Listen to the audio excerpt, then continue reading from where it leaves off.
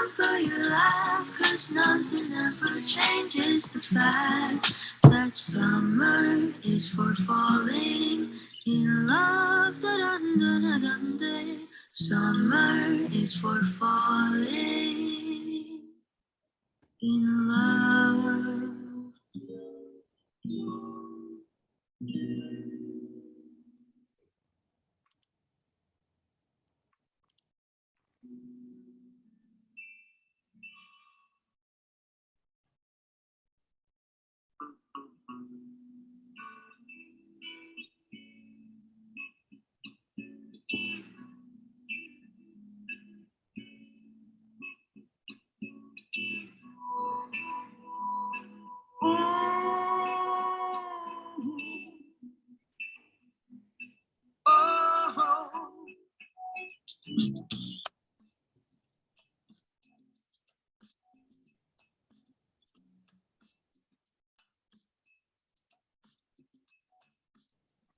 They say love don't cost a day. It's hearts for cards, but cash is king. Fancy cars, diamond rings. I won't get caught in all that. Take a walk in peace. There's all the freedom you need. Go spread your love for the people's greater need.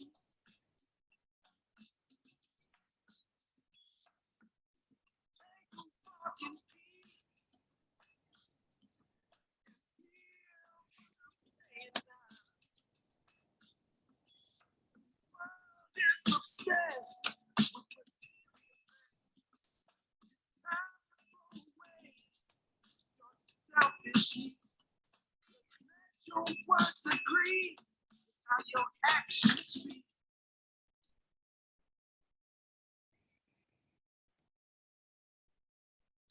Welcome everyone to the How to Get Hired webinar series for virtual hiring. My name is Shalom Yam, and I use she, her pronouns. I'm the event assistant intern with Career Success, and I'm your host today. So today we're really happy that you can join us because we have Stacey Caceres. She is the talent acquisition manager at Enterprise Holdings with us, and Stacey will be sharing tips and tricks on how to get hired virtually.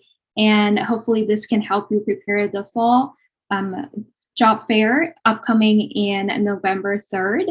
And I'll be linking the registration in the chat after this introduction. We have employers ranging from studies like legal studies, government, computer science and engineering, education and healthcare. So you would definitely don't want to miss that. And some of the event logistics, we are recording this session and we'll be sending out recording to students who registered this event. Throughout this webinar, if you have any questions, please put in the Q&A box. So we'll answer the questions at the end of the presentation. And at the end of the event, there will be a survey. Please fill that out, really appreciate it. It'll take you less than 5 minutes. And so before we kick this off, I'm going to recognize the land acknowledgement really quickly.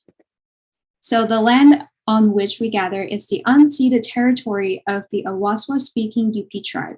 The Amamutsan tribal band, comprised of the descendants of indigenous people taken to Mission Santa Cruz and San Juan Bautista during the Spanish colonization of the Central Coast, is today working hard to restore traditional stewardship practices on these lands and heal from historical trauma. And with that, I'm going to pass it along to Stacey. Hello, everyone. Let me go ahead and share my screen here.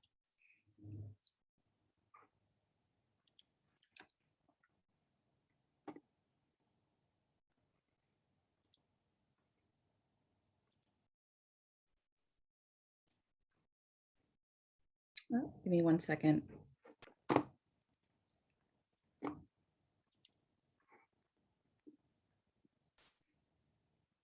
Okay, perfect. Well, good afternoon, everyone. My name is Stacey Caceres, and I am a talent acquisition manager at Enterprise. Really excited excited to be here today to be partnering with the Career Center and sharing some best practices on how to get hired. Before we begin, I did include a QR code on the bottom left of the slide. We'd love for you to register with us so that we can send you a little bit more information about our company and the opportunities that we have available.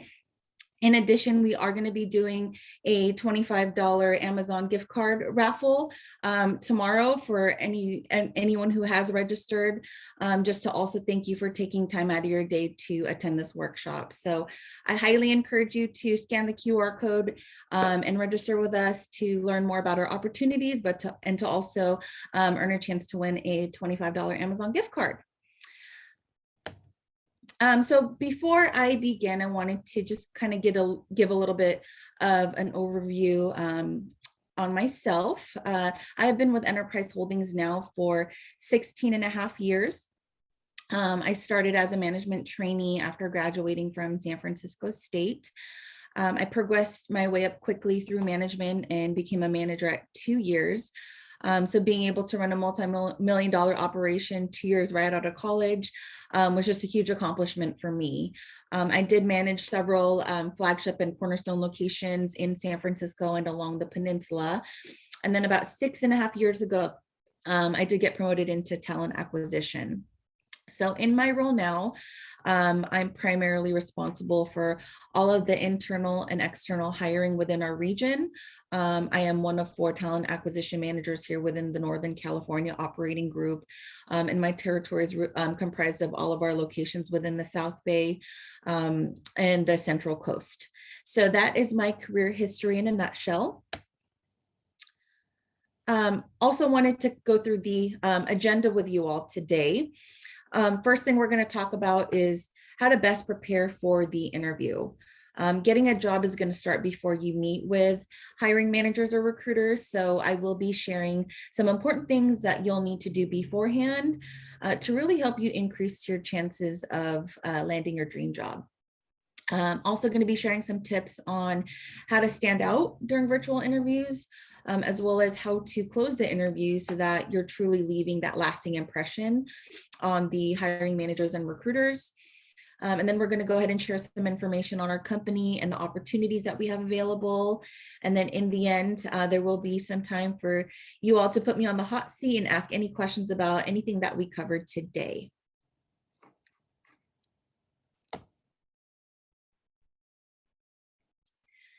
So even though a lot of companies now are doing interviews, via Zoom or the Microsoft Teams platform, it's still really important to prepare as if it was an in-person interview. So a couple key points we're going to talk about when it comes to preparation for an interview is having that professional image.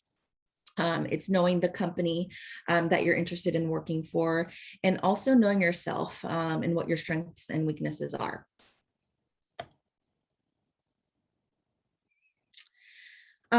So when it comes to having a professional image for the interview, first thing you need to think about is having professional attire.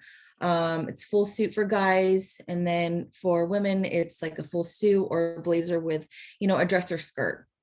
A neat and organized appearance is also going to go a long way in making that great first impression. So you want to make sure that your clothes are clean and pressed. I've interviewed candidates with wrinkled tops and wrinkled suit jackets, and I can tell you that it's really not a good look. When it comes to your hair, basically just don't try to make a statement with it and you should be okay. Neat, clean, and conservatively styled is all you need to remember. Like, we don't want you to look like you just hopped out of bed. And then no matter who your interview is with, dress conservatively is always going to be the best bet. I suggest wearing a suit, even if you think it might not be necessary, because it makes a professional statement, even if the person interviewing you is, dressed a little bit more casually. You also want to be careful of trends, visible tattoos and piercings. I know that there are a lot of companies out there that can allow their employees to have visible tattoos and piercings.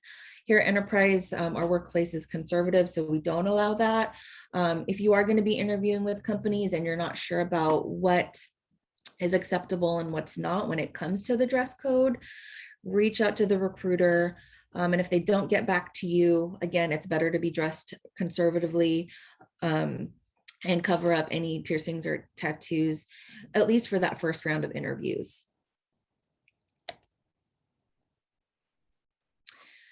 And then the more that you prepare for an interview, the easier it's going to be for you. If you know what you're talking about, whether it's the company or whether it's yourself, it's just going to help you with your confidence and help you feel less nervous. I think it's also going to help raise your level of enthusiasm, which I think is just as important.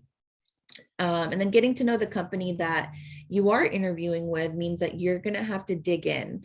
Researching the company history and the industry is going to help you better understand what they're looking for in a potential employee. There are a ton of resources available to you for your research. So utilize the Career Center, the company website, LinkedIn, right? Use as many of those resources as possible to gain a full understanding of the company. And then you also want to look for things in that company that are going to be important to you, such as like the work environment, their training programs, their advancement opportunities, philosophy, promotions, and core values. And then most importantly, you'll want to review the job description with a fine-tooth comb so that you can tailor your resume to that position. And it doesn't have to be perfect. For example, if you're going to be applying to a position in customer service, but you only have work experience as a tutor, those are obviously two completely different things, but that's okay, right? You just have to make sure that you can demonstrate how your past experience as a tutor can translate well into a customer service role.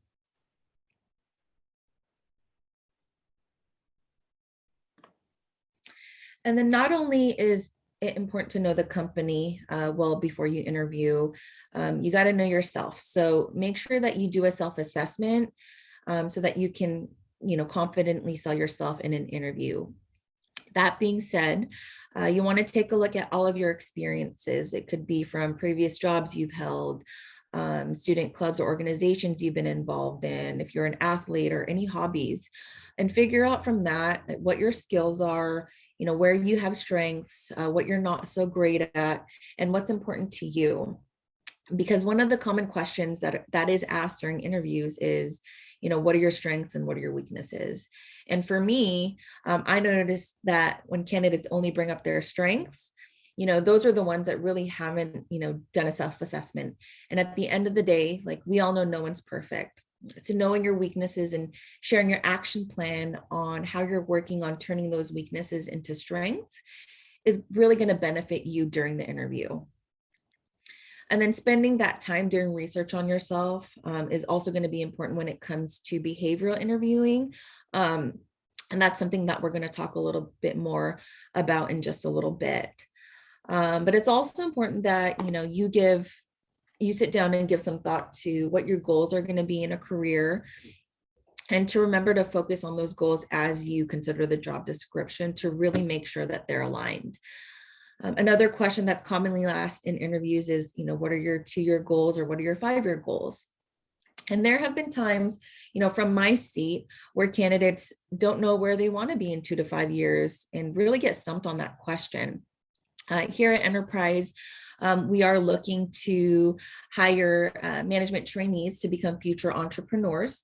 So if candidates don't know what direction, they want to be in 2 to 5 years, it makes me question whether or not they're truly a good match for our role. Hiring managers want to make sure that your goals, are aligned with the long-term growth of the company. So that's why it's important to share your goals during the interview. And then also, are transferable skills listed on your resume. Some of you might not have real world work experience, but that's okay. If you were part of a student organization, if you were an athlete, if you ever volunteered or even led a group project during, one of your classes, you will have gained skills from those experiences that, can align with the positions that you're applying to as well.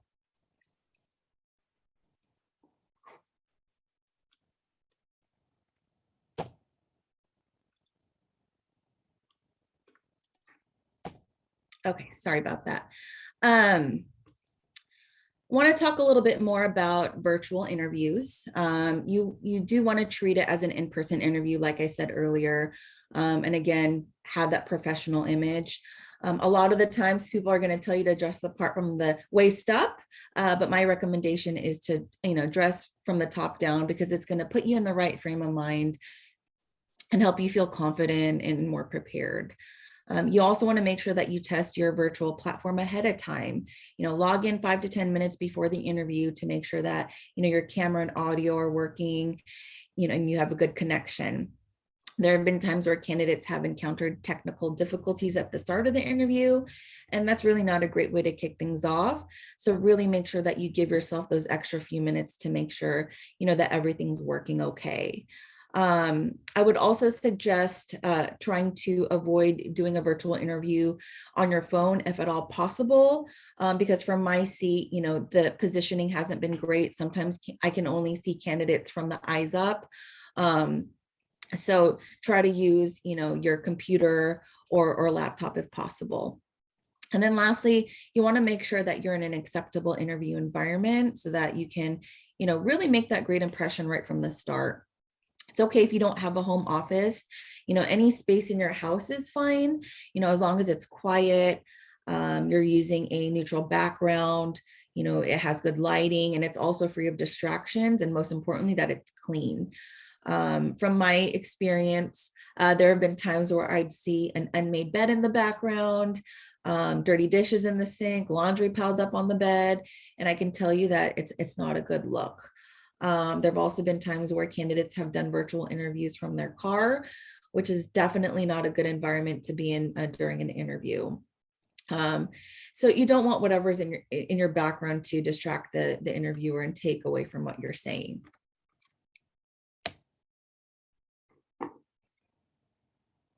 Front door open. Oops. Okay.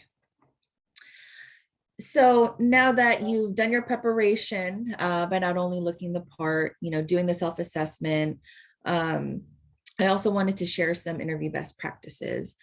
We talked already about dressing for success, but it's also important to be conscientious of your nonverbal and verbal communication.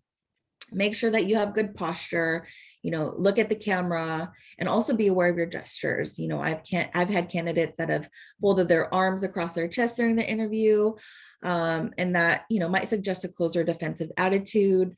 I've seen candidates fiddle with their hair and facial hair. That shows that they're nervous, but it's also unprofessional. So, at the end of the day, you might be saying one thing, but if your nonverbal communication is saying something else, we on the other side tend to believe the nonverbal message. And as you're presenting your ideas, you want to formulate your answers using appropriate grammar and vocabulary, and then always stay positive. You also want to have, a lot of examples prepared ahead of time. This goes back to really knowing yourself and knowing the company. When you look at the job description, and say the company you want to work for is looking for someone who has leadership, right? You should be prepared to share how you've demonstrated leadership. If they're looking for someone who is results driven, be prepared to share examples of a time where maybe you exceeded goals or completed a task way before the deadline. And then you also want to be prepared for the tough questions. You might be asked to give an example of a time where, you set a goal that you weren't able to reach. As I mentioned earlier, be able to talk about some of those failures, and you want to put a positive spin on it by sharing what you've learned from those situations, and how you're going to handle them differently in the future.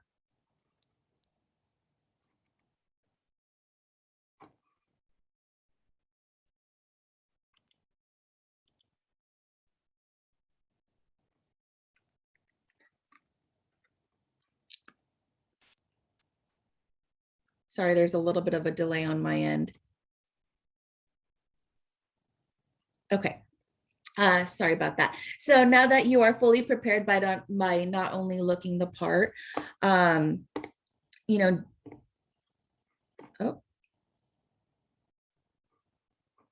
my screen froze. Give me 1 second.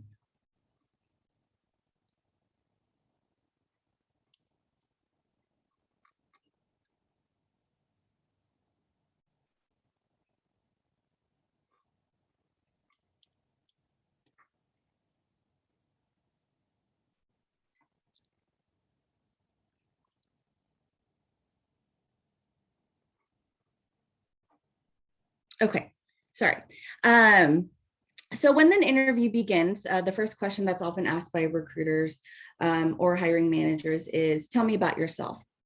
Most of the time, candidates are going to respond by just regurgitating what's on their resume or sharing personal information with me. And my advice to you all is, to not make the mistake of doing that. You don't need to share your personal information, such as where you're from, where you went to high school, what your marital status is, whether or not you have kids, because none of that's relevant to the job. What we are really looking for is that we want to hear about your qualifications, experiences, and why you're a good match for the role. It's going to be your professional story that you're telling, and it needs to be engaging, compelling, clear, and concise.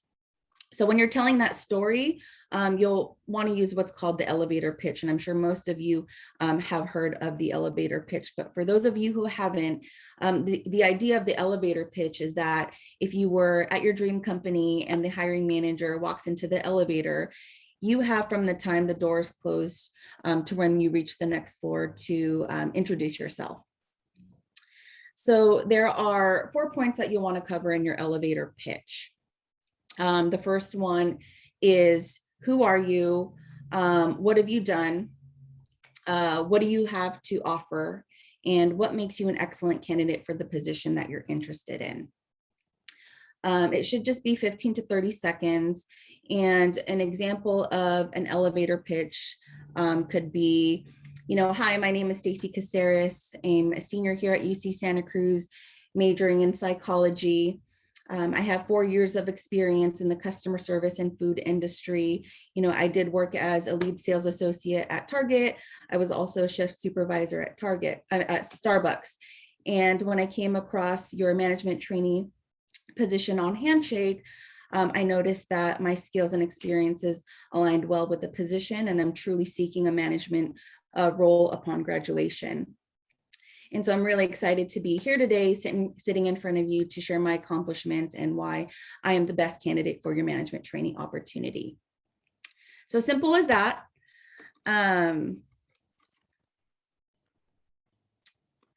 Sorry, my screen keeps freezing.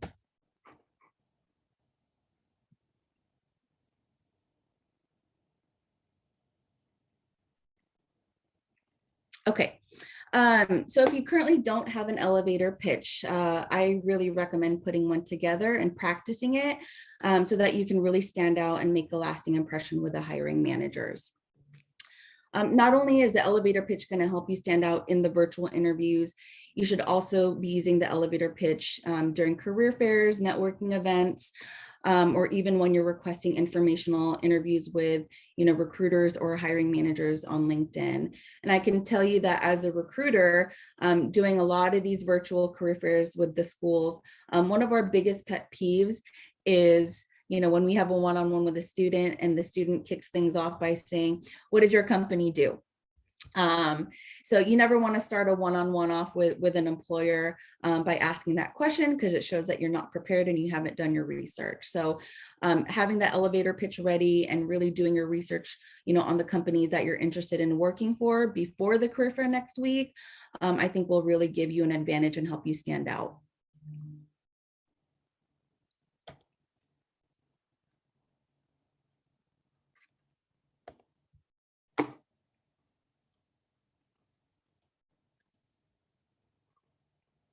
Okay, so after you've crafted your elevator pitch, you want to make sure that you're now prepared to answer the interview questions.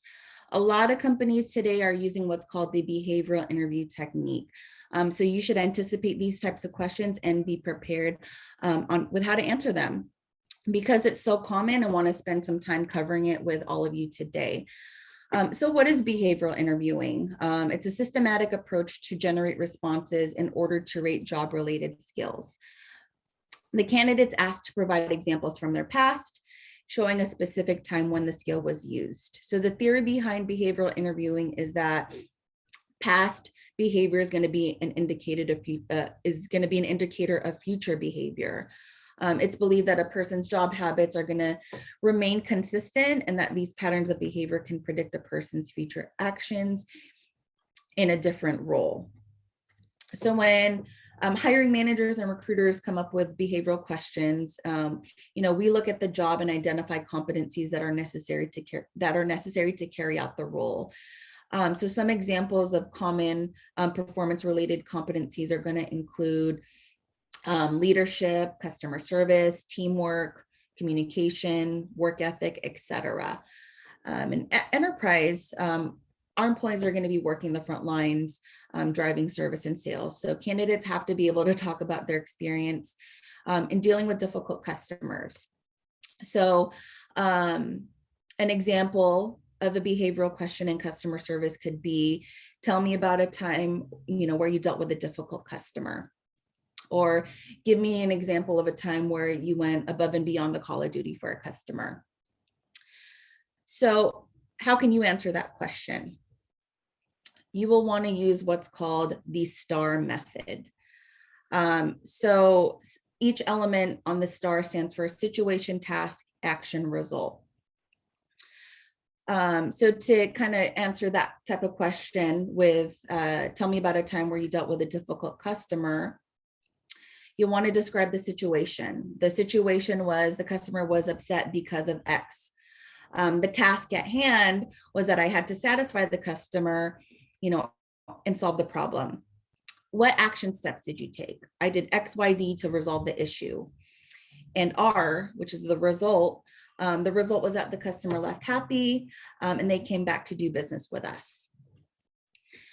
So you'll want to make sure that you use examples from previous experiences that are going to relate to the question.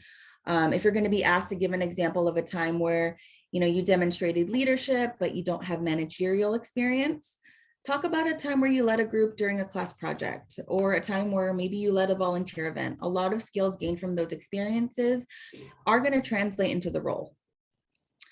And then you also want to keep in mind, what the hiring managers are looking for. And that again goes back to doing your research on the company. And lastly, I want to talk a little bit about, closing the interview. All recruiters and hiring managers are going to give you an opportunity to ask questions. You've already tackled the first step, which is demonstrating your qualifications. So now you need to make sure that you're prepared with thoughtful questions about the company and the position, because that's going to reaffirm your interest in the role. You also want to use your research and preparation to build that strong close so that you can set yourself apart from other candidates and really leave that lasting impression on the hiring managers. I would say, highlight one or two skills or experiences that are tied to the job description to reiterate that you're the best match. And the close is really gonna show that you want to add value to the organization and make a positive impact. I also recommend asking for the next steps in the interview process if it wasn't covered with you. And then lastly, send a follow-up and thank you email within 24 hours of the interview. Keep it short and simple. 3 to 4 sentences is fine, but you really want to personalize it by referencing something specific that was discussed during the interview, or using that as an opportunity to highlight another one of your skills or experiences that would make you the best match for the role.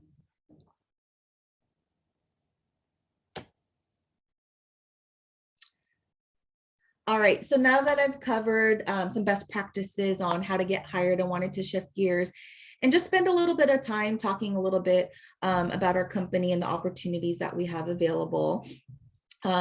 So Enterprise Holdings, we're a global mobility company. Under the Enterprise Holdings umbrella, there's Enterprise Rent-A-Car, National Car Rental, and Alamo Rent-A-Car. We are family owned and operated, and we've been ranked by Forbes as one of America's largest private companies. We operate the largest fleet of passenger vehicles in the world. We do have over 1.7 million vehicles in our fleet. We're also the largest buyer and seller of vehicles. In the middle of the coronavirus pandemic, we profited $22 billion at the end of our fiscal year in 2020, which is huge. We are the largest recruiter of college grads in the US.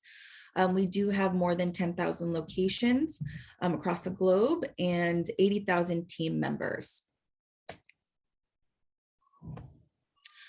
One of the positions that we're currently hiring for is our management trainee position. The management trainee role does require a bachelor's degree. So if anyone on here today is going to be graduating in the winter and looking for a career in management, I highly encourage you to consider this position. But as a management trainee, you are basically going to come in and we are going to teach you how to run a business from the ground up. It's a comprehensive development program where you're going to learn customer service, sales, fleet management, financial analysis, marketing, HR, but most importantly, we're going to groom you to be an entrepreneur. Our company strictly promotes from within, so everyone has to start as a management trainee. Our current CEO and all of our senior leaders actually started as management trainees as well and worked hard and performed at a high level to get to where they're at today. And for this management trainee position, I do want to let you all know that you don't necessarily have to be a business major to be successful here. Over half of our senior leaders were non-business majors. So if you do have a sincere interest in working in customer service, sales, and management, there's a lot that you can gain from this management training opportunity without having to have that business degree.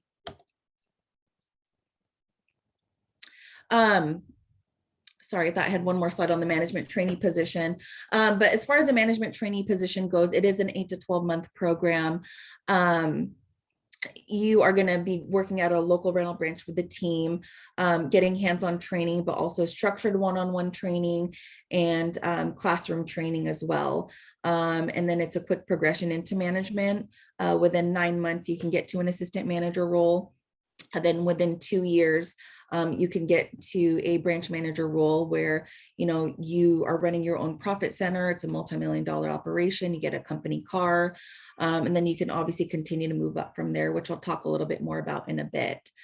The other opportunity that we're currently hiring for is our management trainee internship. This opportunity mirrors our full-time management trainee position. So essentially it is that 8 to 12 months condensed into 12 weeks. So we are looking for current seniors that are interested in learning about all aspects of the business. You're going to get that real world hands-on training, and it is a paid internship. So we hire for the internship year round. We do have a fall, winter, and spring internship, which is just based off a 25-hour work week. Since we know that you are all in school. And then our summer internship, for that, we are looking for rising seniors, and that is a 40-hour week commitment for 12 weeks. So it's very similar to the management trainee position in that you are going to get the hands-on training on all the aspects of the business. But in addition to that, you're going to be able to gain marketable skills that are going to prepare you for a successful career after graduation. As an intern, you are an integral part of the team. So you're going to be given sales goals that you have to hit. You're going to be given the same expectations as our management trainees. And in addition to that, we do have our interns put together a business plan on one of the 4 core areas of our business, because we truly want them to make an impact during their time with us. So if you do really well during the internship and you perform at a high level, a full-time conversion to management trainee can be on the table once you graduate. So that's really a way for you to get your foot in the door and really get a good understanding of our business. This is a little kind of snapshot of what our career path looks like at Enterprise. Again, we strictly promote from within. I talked a little bit earlier about how everyone has to start as a management trainee. To get to an assistant manager role, that can happen as soon as 9 to 12 months. I mentioned branch managers, 2 years. To get to an area manager position where you're overseeing anywhere from 6 to 10 locations. That typically happens around 4 to 6 years, and then you can obviously continue to move up from there. The other great thing about our company is that while we are known for renting cars, our goal is to be the best mobility company in the world. So we do have a comprehensive portfolio of transportation solutions that fall under that Enterprise umbrella. So if at some point in your career, you decide, hey, I want to take on more of a business to business sales role, or I wanted to go into HR or talent acquisition or risk management, you have the opportunity to change careers without changing companies, and work with one of our other divisions, such as commute, fleet management, car sales, commercial truck. So essentially you have the opportunity to, change careers without changing companies. So just wanted to, kind of show, the opportunities for advancement at enterprise as well. And then that's really all I have for you all today.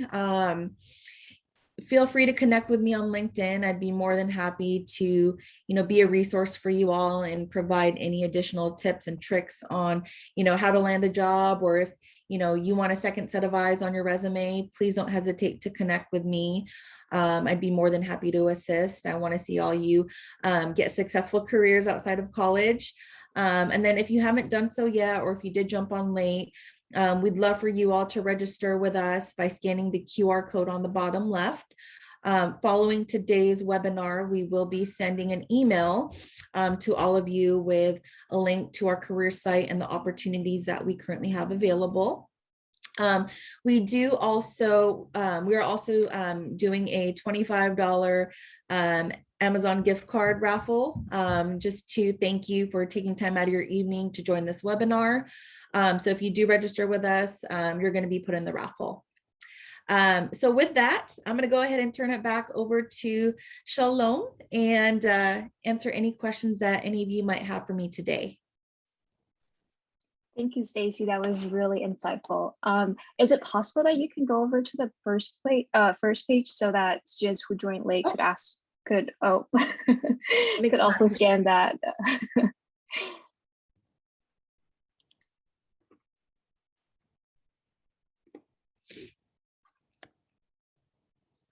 Sorry, there's a little bit of a lag when I try to go to the next slide, and then it skips like 3 or 4 slides.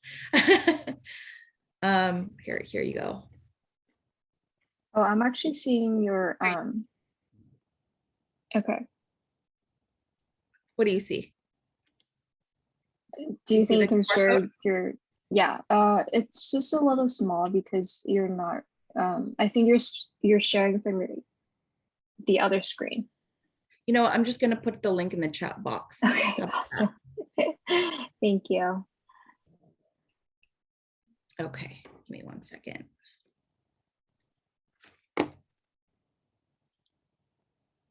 All right, so now if you can see my screen, it's Q&A session. We do have someone who sent in the question about virtual background. And I believe you've covered it before, but do you mind kind of go more in depth of talking about what is a good virtual background? Like, is mine okay? Is, what would be a good one? Yeah, I mean, as far as virtual backgrounds go, as long as it's like conservative and professional, like if it's neutral, if it's, maybe a background like yours, I think that's totally fine. Just make sure it's like nothing offensive. I know there's a ton of virtual backgrounds you can download. So yeah, if you're in an area that doesn't have like a neutral background, yeah, I would recommend using that. But a plain colored wall and behind you, I think that's okay as well, if you don't want to use a background. Got it. Thank you. So we have a question that are asking, are there certain months in the year that are better to apply for full-time positions? I think it really depends on the company, right? I mean, I can speak for my organization, like because we strictly promote from within, and the only position that we hire for that offers a career path into management is a management trainee position. It's kind of something that we're hiring for year round. So that position is always open for us because we're constantly promoting people, within that 7 to 12 month time frame. And so for us, it's always open year round, but for different industries, I'm not entirely sure. I know that, for us specifically, we tend to see a drop in applications like during the holidays and the winter months. And then a lot of students are starting to, especially if they're getting ready for graduation, they're starting to apply for jobs starting like in February of next year. And then that goes all the way through, the holidays. So that's typically when we see a consistent flow, and then it kind of drops during the holidays. Yeah, got it. Definitely even different industries and different companies have different hiring timelines. Yeah, so I can definitely Depends see on that. what their business need is, right? At the time, I Right. know on LinkedIn, people will get notifications like there's a high priority position that needs to be filled, right? So, right, when it's our downtime. So again, it really depends on the industry. Yeah, another note as well, you can actually make your LinkedIn send you notifications when there's a job opening. So that's a really good feature to have as well. So moving on to the next question. So I was told by the Career Center that I should be using the job scan and try to get an 80% match with the job description. How important is this matching? Sorry, So, I'm trying. Is this a from Cohen? Yeah, I'm assuming the student is trying to ask if it is important to match the job description to your own resume. At the end of the day, like, so these automated applicant tracking systems, they're scanning, hundreds of resumes, right? And looking for specific keywords to see if, that resume is going to meet the minimum qualifications for the role. So I'm just going to reread your question again. Higher percentage.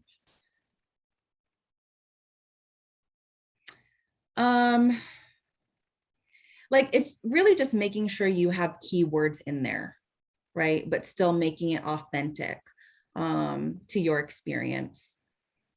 So if you have the keywords on what they're like, for example, if they're looking for someone who is who has creative thinking or is an innovator or has leadership, like make sure you include those words like in either your bullet points as you're listing your accomplishments, or maybe in your objective. Got it. Yeah, I definitely feel in the beginning when you first draft your resume, it seems kind of off because you don't really use those language in your day-to-day, speaking, right? But it is a practice that we have to get into, just because what you said, that companies are scanning tons of resumes for just one position. So right. Yeah. Okay, so moving on to the next question, how do you go about reaching out after an interview, specifically how to format those emails and ask for updates? So is this if the hiring manager doesn't get back to you within a reasonable time frame? I think it's right after an interview, like where you're covering that, send in follow-up. Yeah. Yeah, I would say within 24 hours, like send that thank you email and then personalize it, highlight, maybe one to two things that you spoke about to kind of, because a lot of people are going to write thank you emails, right? So how are you going to make yours stand out? So highlight one or two things that were discussed during the interview. And then I would say, hiring managers are typically good about the candidate care piece and making sure that, they tell you when they're going to get back to you, right? But at the same time, like they get busy doing interviews, they get pulled in a bunch of different directions. So I would say if a week goes by and, they tell you that they were going to get back to you before a week, I would just send a quick follow-up email just to, check on the status. But that at the same time, you don't want to be overbearing. Like the recruiters will get back to you, usually within 1 to 2 days after you ask for a follow-up. But if you don't hear back from them within a couple of weeks, at that point, they probably already made the decision. And I would say, maybe it's best to move on to the next company. Got it. Thank you. All right. So moving on to the next question. Should I put an objective portion within the resume?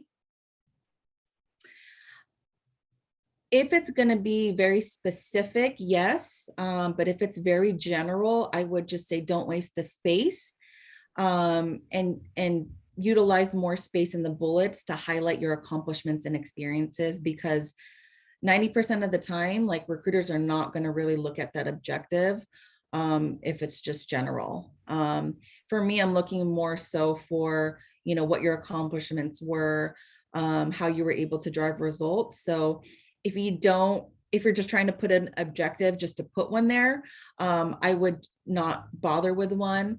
And then just focusing on more of like the bullet points under your experiences and using that space for accomplishment statements.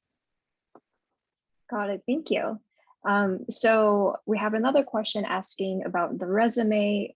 So should your resume go over a page?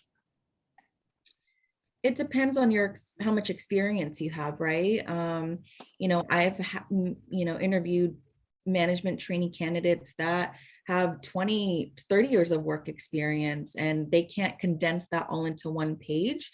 If it's a page and a half too, because they have a lot of experience, that's okay. But if for recent grads who don't have a ton of real world work experience, I would say just to keep it one page. Okay, that makes sense. Yeah, the recruiters spend about 6 to 10 seconds looking at a resume. They're not going to read everything with a fine-tooth comb. They're going to look for those keywords and then give you a call and schedule a phone screen or want to bring you in for a virtual interview. So keep it to one page, and I would try to include as many, results, like accomplishment statements as possible. Got it. Thank you. You actually answered the next question about our recruiters actually look at resumes in a really quick second. It is true. It is true. Okay. So that's all of the questions that students have submitted. Do we have any more questions for Stacey while she's here? Let me go ahead and put the link back in the chat box. So if you haven't done so, you can register with us. And get into the raffle for the $25 Amazon gift card. I just put it in there now if you haven't done so yet. So thank you all again for taking time out of your day to learn about some best practices on how to get hired. We will be at the career fair next Wednesday. So if you are interested in learning a little bit more or having a one-on-one conversation with myself about our opportunities, please sign up. We're open for one-on-one sessions on Handshake, and I will be hosting some group sessions as well. So I look forward to you all signing up and potentially speaking with you all in the future. Thank you, Stacey. You kind of went over what I was gonna go over. Sorry, I didn't mean to steal your thunder. You're good. You're good. So we actually had one question just submitted in. So okay. When doing a follow-up email, should it be just to the recruiter or the hiring team? Also, how can we find emails for recruiters to get in touch with? So you would typically have the recruiter's email, since they're the ones that initially reached out. If you get moved on to an interview with the hiring manager and they don't give you their information, I would say you can email the recruiter for it. They'll typically, provide you with that info, or you can find them on LinkedIn and send a message there as well. Got it. Thank you. I actually have a follow-up questions for that. Since let's just say we do an interview, and with the interviewer, do we also need to submit a thank you email to that interviewer as well? I think it's okay to send a thank you email to everyone that you've interviewed with. I don't think it's a bad idea. If you've interviewed with multiple people, yeah. Okay, awesome. All right, so while we wait for more questions to come in, just a friendly reminder, we are having our fall job and internship fair coming up on November 3rd. Like I said earlier, there's going to be companies that are coming to this fair within all range of subjects. So you definitely don't want to miss that. And another reminder, our graduate and professional school fair week is still happening. Tomorrow, we're going to have our business engineering and science schools. And on Friday, we're going to have our pre-med and health schools. And it'll happen via Handshake as well. And do we have, let me check, do we have any more questions? So I'm curious, Stacey, when are we gonna know about the raffle draw? So usually all the signups get uploaded into our system by tomorrow. So I will do the raffle. We usually use this picker wheel online thing. So I don't know if I should let you know. And then if